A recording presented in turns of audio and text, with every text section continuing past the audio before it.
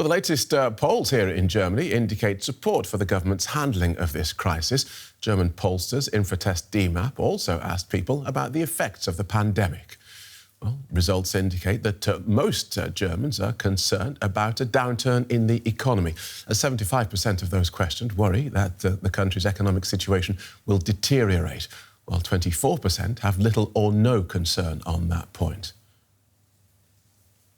Well, DW political correspondent Nina Haase can tell us more. Welcome, Nina. What do you make of these figures? Well, of course, it does show a certain level of uncertainty here in Germany.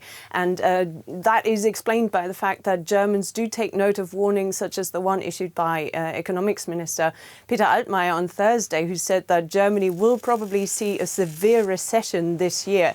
He said that the German economy could shrink more than it did in the financial crisis in 2009. And at the time, it shrank by 5.7%. At the same time, having said that, in the same poll, we also learned that 4 out of 5 Germans currently are not worried about losing their jobs. And that, of course, has to do with the fact that some of the measures taken in that rescue package launched by the government are already being implemented, and Germans are literally getting money into their accounts. Well, the poll also asked how much people trust Germany's doctors and its healthcare system. They got a big thumbs up, with 77% saying they largely trust the healthcare system and only 22% saying they have little or no trust in it. So, Nina Haase, is that satisfaction likely to change as infection numbers grow? Well, this is a crisis that is unprecedented. Nobody knows how it's going to evolve, and Germans have been warned that we're still at the beginning of this epidemic here in this country.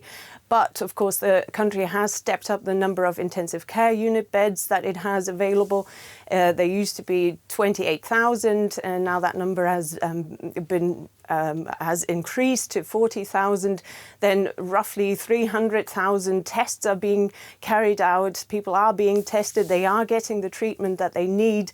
But, of course, Jens Spahn, the health minister, has also said that he can't promise people that we can avert a situation like in the most affected regions in Italy.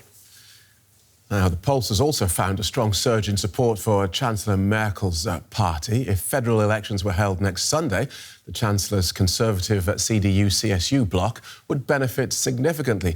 Its current 34% approval rating is an increase of 7 percentage points. Coalition partners, the Social Democrats, remain on 16%, meaning the Merkel's coalition would keep its governing majority in Parliament. The far-right AfD comes in at 10%, the business-friendly FDP reaches 5%, and the Left Party has a 7% approval rating, and the Greens have a strong 22% showing.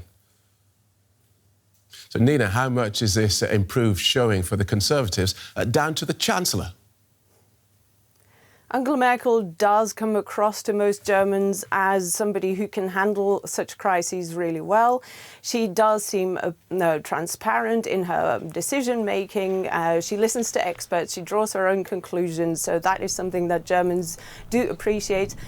Also, her health minister from the Conservative Party, Jens Spahn, has risen in popularity with Germans. And I find that interesting that he, before this crisis, was known as one of Angela Merkel's strongest critics, and he was always portrayed as one of her main challengers. And so the poll seems to suggest that Germans do appreciate that those inner-party political feuds, cross-party feuds, etc., they are just being put to one side. They don't seem to matter, and the government is really speaking with one voice here. And it's interesting to see that this poll showed the most dramatic change in Germans' attitude towards their current government in the whole time that this agency has actually done these polls. Since 1997, this current government is getting the highest approval ratings that's ever been polled in one such poll. Now, this is the first since June 2018 to indicate a majority for the Conservatives and the Social Democrats. Is that due to this crisis? Well, the short answer is yes. OK, well, that'll do us. Nina Haase, thank you so much. Well, the US jobs market is reeling from the impact of this pandemic. A staggering 10 million American workers have filed for unemployment in the last 2 weeks. Stores and restaurants have been hit particularly hard. Last week, 6.6 million workers filed for unemployment benefit. That's double the figure from the week before.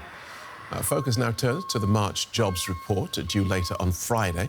The massive surge in US unemployment has many asking about what the coronavirus fallout means for the global economy. Well, we can have a look at that with markets correspondent Conrad Busen, who joins us from the Frankfurt Stock Exchange. Welcome, Conrad. What does this data tell us about the current state of the US economy? Well, Phil, it's telling us that the recession is coming to the United States much faster than most economists had anticipated. Let's not forget how dependent the US economy is on services, on retail, on private consumption. All those businesses are seeing, their businesses halted because the customer base is eroded so quickly. Those lost jobs, of course, mean lost homes. The inability of many households to pay for schooling or the university of kids. It means also many broken marriages. All this with a very bad impact on business, on private wealth, and also on the work situations of many Americans. Now, here in Europe, we have several countries in lockdown.